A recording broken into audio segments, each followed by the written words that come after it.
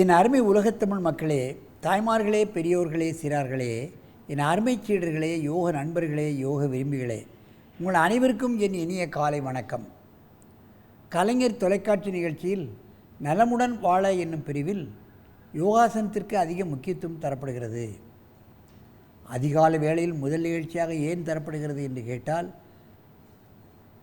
அது மக்களுக்கு நன்மை செய்யக்கூடிய ஒரு அற்புதமான கலை, நோயற்ற வாழ்வுக்கு வழிதேடக்கூடிய கலை,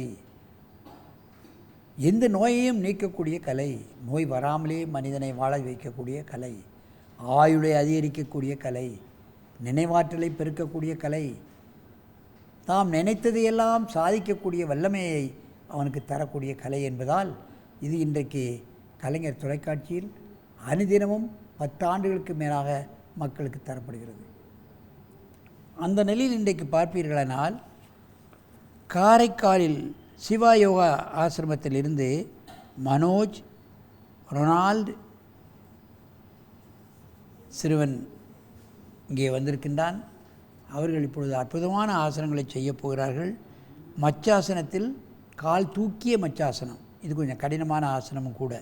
அதன் ஆசிரியர் சிவகுமார் அற்புதமாக மாணவர்களை பழக்கியிருக்கிறார்கள்.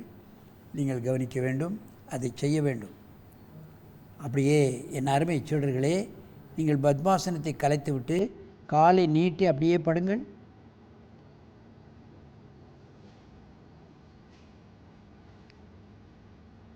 காலை சேர்த்து வைத்துக்கொள். இப்பொழுது கையை தலைப்பக்கம் கொண்டு வந்து தலையை அப்படியே திருப்ப வேண்டும். மெதுவாக நல்ல திருப்பி ஊனி வச்சுக்கோ. 2 கால்களையும் மெதுவாக தூக்கு.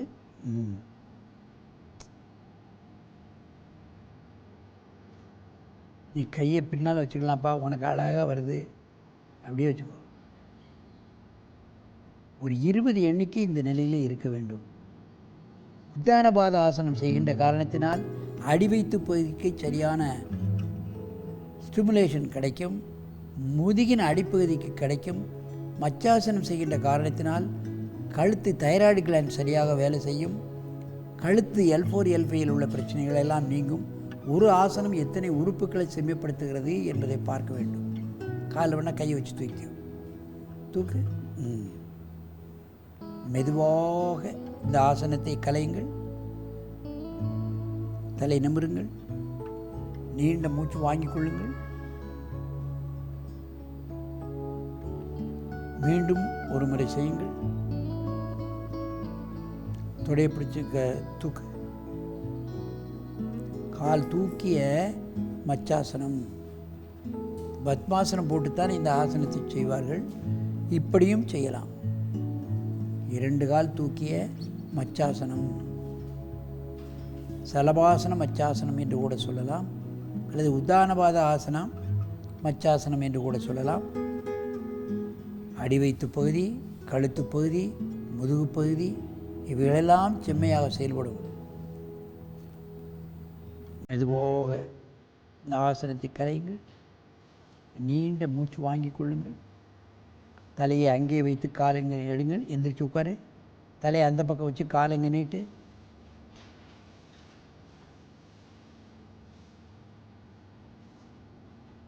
எப்படி தலையை வளைக்கிறார்கள், எப்படி செய்கிறார்கள் என்பதை பாருங்கள். கையை உயர்த்தி பிடிச்சிக்கோப்பா. கையை உயர்த்தி தொடைய எப்படி ஆப்பி பிடிச்சிக்கோ. அழகாக செய்கிறார்கள் மாணவர்கள், முழுமையாக செய்கிறார்கள்.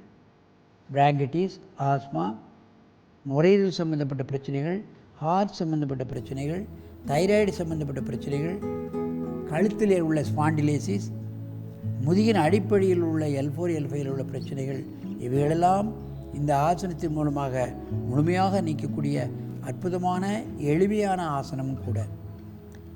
இப்படி கழுத்தை வளைக்க முடியாவிட்டால் முதுகு பக்கத்தில் 2 தலையணையை கூட கொஞ்சம் உயரமாக வைத்துக்கொண்டு தலையை வளைக்கலாம்.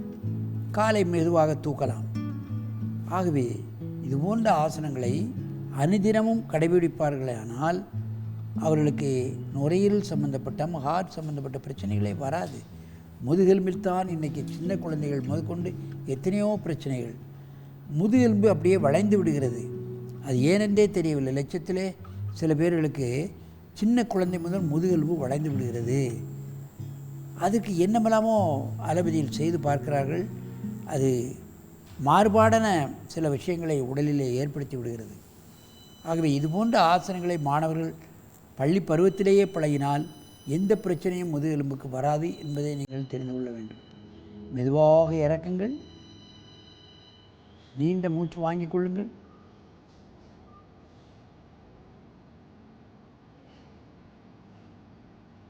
மீண்டும் ஒரு முறை இந்த ஆசனத்தை செய்யுங்கள்.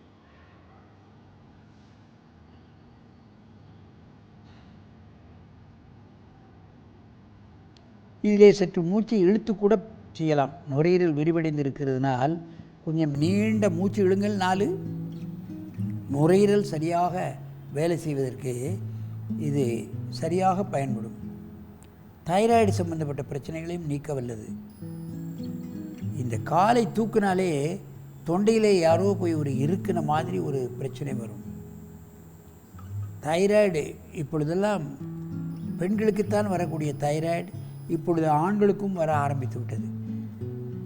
மெதுவாக இறக்குங்கள், நீண்ட மூச்சு வாங்கிக் கொள்ளுங்கள்.